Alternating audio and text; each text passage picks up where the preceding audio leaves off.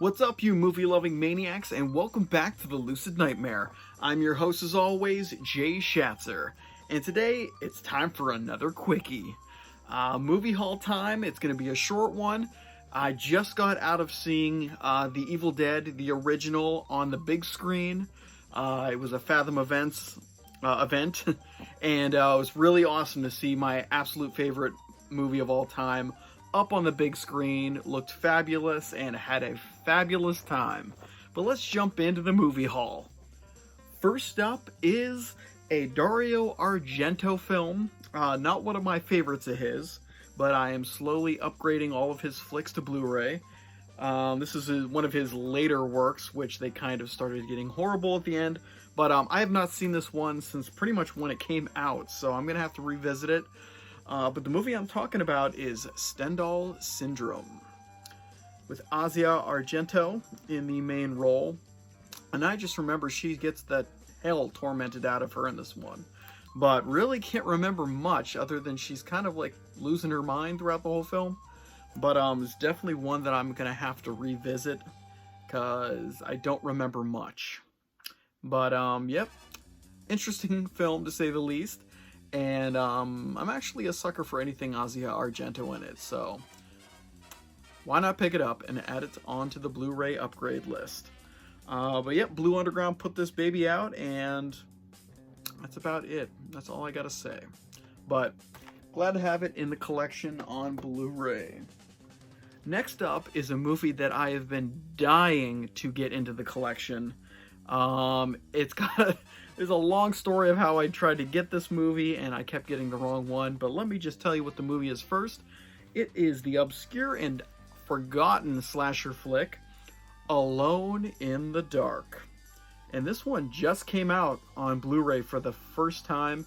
Well, the first time it's ever been available. I don't think it was even on DVD. If it was out of print a long, long time ago. But Scream Factory put this sweet little number out. Amazing cast in this one. But it's pretty much just follows like a bunch of crazy people in a hospital escape and run havoc on this town and pretty much try to kill their new psychiatrist that just started. Because they think he killed the old psychiatrist. But really, really crazy concept. Great cast, like I said. Donald Pleasence is in this one. We also have Jack Palance, Martin Landau, and yeah, really awesome film. I just actually watched this a couple nights ago and really enjoyed it. It's been a long time since I've seen it. I think the first time I saw it was in college when we rented it, and yeah, this is going to be the first time in all those years that I saw it. So really loved it, and the story behind it, where it took me so long to actually get this in the collection, it actually was on DVD, because I kept trying to get it, and I kept getting the Bowl version of Alone in the Dark. I tried multiple times on Amazon. I think it happened 3 separate times that I would order it, it would come in the mail, and I would open it up, and it was Bowl's version. And I was pissed every single time, and finally gave up because I was sick of buying the same movie and over again, even though they refunded me for putting the wrong film out there. But glad of it on Blu-ray, and kind of makes my slasher collection that much more closer to being complete. Got a long way to go, but glad to have this one finally. Moving on. A movie that is actually super stylish, really cool. It's a Japanese kind of, I don't even know, like a gangster film, I guess you would say. It is Tokyo Drifter. And this is the Criterion release, as you can see. But like I said, very super cool and stylish. This came out in 1966, so it's got that cool late 60s style. Just really neat, and just follows a hitman who's trying to get out of the business but gets pulled back in and pretty much is on the run because of a mishap that happened on one of his last hits. But really awesome film. The characters are really cool, sequences are cool, action's awesome, and the soundtrack is to die for. Really cool jazzy kind of soundtrack. But really glad to have this one in the collection. don't believe... Wait, I do have it on DVD in the Criterion version on DVD. So upgraded it to the Blu-ray because it's a really beautiful looking film. And transfers are always beautiful with Criterion, so had to get it. But Tokyo Drifter, badass film. If you like that kind of gangster, hitman kind of story. Good stuff. But moving on to a cheesy 50s. This is 50s, right? Yep. Cheesy's late 50s kind of monster flick. Just the title alone, I've never seen this one before, but the title alone just makes me want to watch it. So I picked it up. It is Monster on Campus, and I'm a sucker for 50s flicks, sci-fi kind of horror mixtures, and this one looks like it's a blast. Nice, schlocky fun. Like I said, never seen it before, but the idea of a monster running wild on campus, and one that looks like this, I can't wait to see it. It just looks like a lot of fun, like I said. So pure entertainment, goofy stuff, but right up my alley. So Monster on Campus, first time in the collection, and have it on Blue thanks to Scream Factory. So good stuff. Good looking stuff. Can't wait to watch it. Next up's a movie I've never seen before either, but it is actually written by Ellen Ormsby, who is also a writer and actor on Children Shouldn't Play with Dead Things, one of my favorite zombie films, so I figured I'd give this one a look. Looks pretty damn interesting. Yeah, looks pretty damn interesting. Movie is Popcorn. And don't really know too much about this film other than who wrote the film. But from just like the screen caps and stuff like that, and I watched the trailer, it looks pretty weird and out there. A guy who changes his face all the time. So it looks like it's an effects-driven film. And yeah, that's about all I know. All I want to know. I just want to go in kind of blind. Because I think the crew on one of the Monday night movie watches we had, they watched this one without me when I couldn't make it. So a little behind on this one, so I'm looking forward to checking it out. But Popcorn looks like fun. And we got two more in this quickie. This one's actually a really fun film directed by Joe Dante.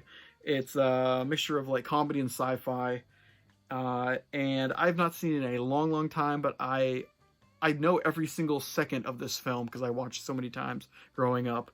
And the movie I'm talking about is Inner Space. With Martin Short and Dennis Quaid. Meg Ryan's also in there. I'm not a fan of Meg Ryan. I can't stand her, honestly. Sorry, Meg, if you're seeing this somehow. But really fun film. It's pretty much Dennis Quaid's character is a secret agent who gets shrunken down. He's supposed to be injected into somebody, but he gets injected to the wrong person. The wrong person is Martin Short, and so Dennis Quaid's guiding Martin Short and to try to complete his mission for him. And all these wacky antics happen. Meg Ryan's Dennis Quaid's girlfriend, and she gets swept up in it. And it's just a really kind of cool fish out of water with Martin Short trying to be a secret agent when he just does not fit the part. Really cool film, great effects. Like I said, Joe Dante directed this one, does an amazing job on this. And it's kind of a shame because not a lot of people remember or just talk about this movie, but it kind of came and went, but it's still... like, in my mind, it's a cult classic that really is great and still stands up. So, Inner Space, had it on DVD, upgraded to Blu-ray, and it is in the collection in full force. Fun stuff. But last, but definitely not least, is a movie that is pretty pertinent to the season that we find ourselves in. It's a haunted house film, one of the greats, and it is... directed by... who the hell directed this guy? I want to say it is directed by Robert Wise. It's wise for you to check this one out this October. It is The Haunting. And it's a really good haunted house flick. Been a long time since I've seen it. But it's just a simple story with some great kind of subtle effects and some great cast of characters. And I guess I always kind of not mix it up, but the remake that came out in the 90s always kind of makes me think of The Haunting first, which is kind of bad because, I mean, it's not a horrible movie, but it's super cheesy, and this one's a classic. So, great film, and I'm going to probably watch this sometime this month because it's been a while, and I'm in the mood for a spooky haunted house flick. But, yep, that is the last one in this simple little quick movie haul video. But a great collection of stuff here, and loving it. It is spooky. But yeah, that's it, guys. That's it for today. I'm kind of tired, if you can't tell. After getting out of that movie, I just wanted to sleep, and then I was trying to work on some other videos before I filmed this one. But yep, burning the midnight oil. But guys, I hope you like that one, and I hope you like what I'm doing here. If you do, please like and subscribe, and if you have time, leave a comment below, because I'd love to hear from you. But until then, I'll see you crazy bastards the next time I step in front of a camera and talk about movies. So take care, stay out of trouble, and have a great holiday season. Watch a lot of cool horror films, and I'll see you guys later. So take care.